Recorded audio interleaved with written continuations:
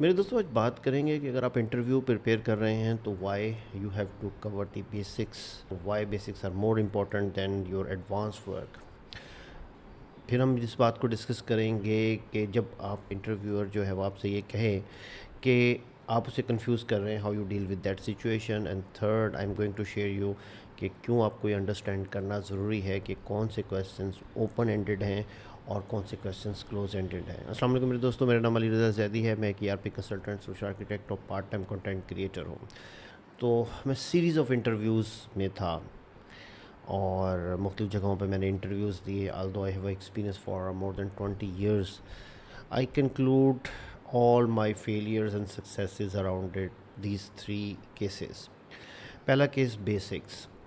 मैं दोस्तों मैं इंटरव्यू में बैठा हुआ था और मैं एक्सपीरियंस रिमोट इंटरव्यू था और मैं अपना एक्सपीरियंस बयान कर रहा था कि मैंने ये डेवलप किया, मैंने ये टीम के साथ काम किया, मैंने ये चीज़ें डिलीवर की। लेकिन आगे से जो सवाल आए वो दीज आर वेरी सरप्राइजिंग।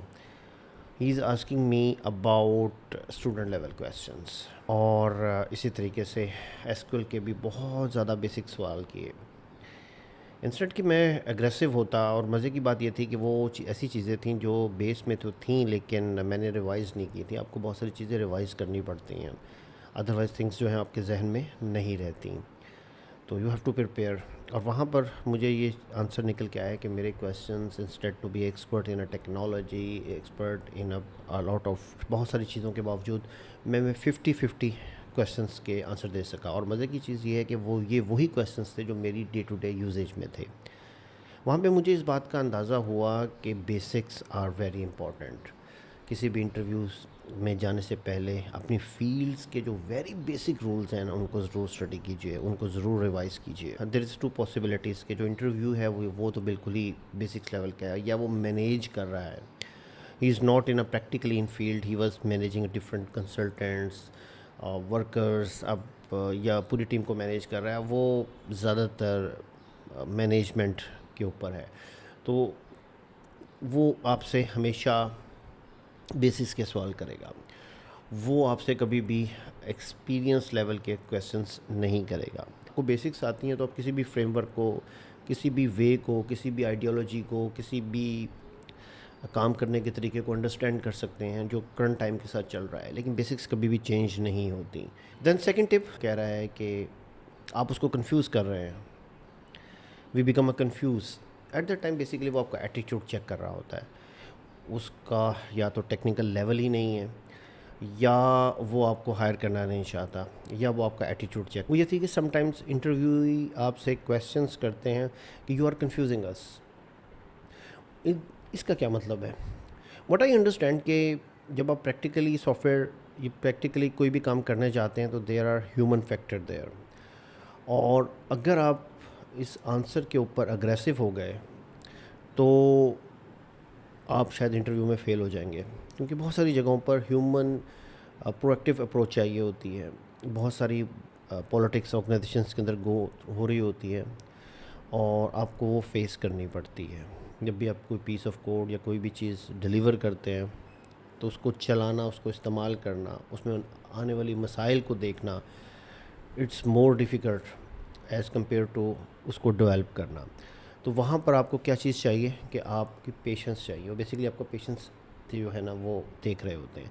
तो इस सिचुएशन में आर्गू मत करें, उससे बहस मत करें, और ज़्यादा से ज़्यादा आप ये कहें कि let me define, let me री एक्सप्लेन इट। और हमेशा उसका जवाब देने की कोशिश करें। Number what was a problem, what you did, आपने उसको कैसे किया, और देन फाइनली क्या रिज़ल्ट निकला। तो ये थ्री वे फार्मूला जो है ना, ये इट्स वेरी इंपॉर्टेंट कि आप किसी भी सवाल का अगर वो आपसे ये बात करता है तो उसको थ्री वे फार्मूला से आंसर देने की कोशिश करें।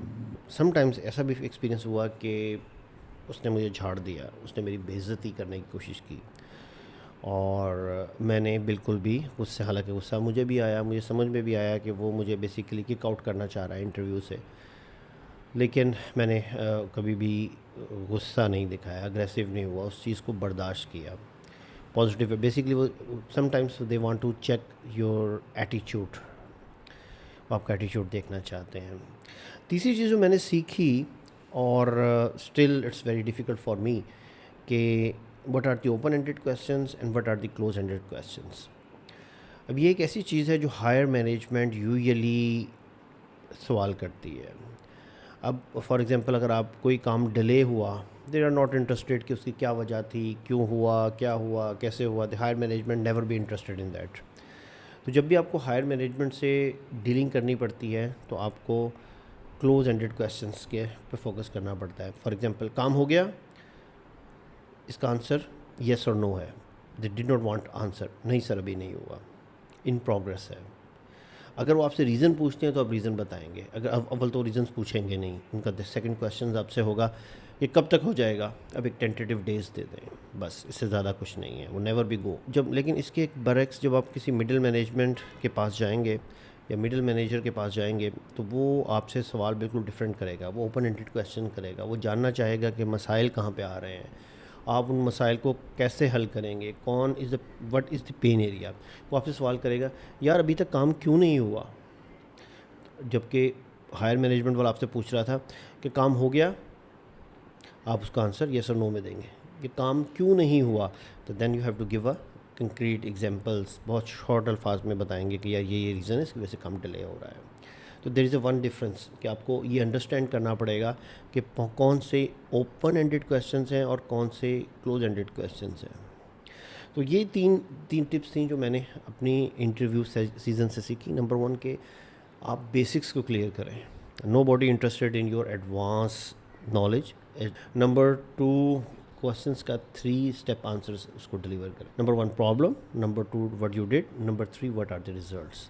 नंबर 3 प्रैक्टिस करें और अंडरस्टैंड करने की कोशिश करें, बहुत गौर से सुनें कि what are the open ended questions and what are the close ended questions. कौन से सवाल ऐसे हैं जिनका हाँ या ना में आंसर है, हायर मैनेजमेंट शायद इसी पे फोकस करती है, और कौन से क्वेश्चंस ऐसे हैं जिनको आपने लंबे आंसर देने हैं, डिटेल बतानी है, रीजंस बतानी है।